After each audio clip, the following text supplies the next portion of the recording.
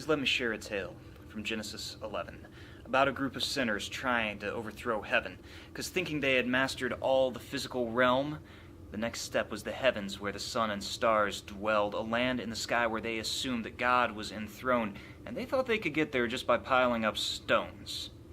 The architects were tireless in surveying the terrain. The land was then cleared of all the grass and all the grain. The mortar was poured, the bricks were made, and by the end of day one, the foundation was laid. Each worker was a master at his selected craft. Stone and wood came together, forming the tower's shaft. Masons and carpenters, with their efforts combined, were building up that city, but also building up their pride.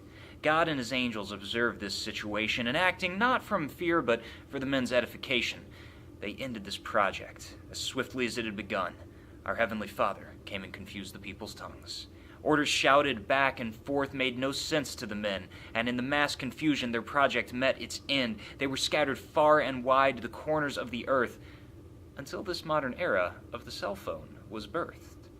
For though we laugh at these men stacking bricks in the desert, there's another realm of God that we now seek to usurp, a dimension where you and I are lovingly confined. That next place of God's control is the force that we call time.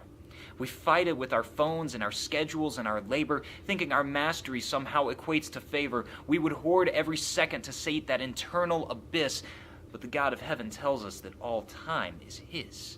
So if you're one of those people who plans out every minute, whose Babel-like schedule leaves no room for a Sabbath, take Genesis 11 as a cautionary tale that when we resist God, God will always prevail. You were made for so much more than constant toil, spending every minute in a war with the soil. 6 days a week, you should work and do your best. But at least one day a week, honor God with your rest.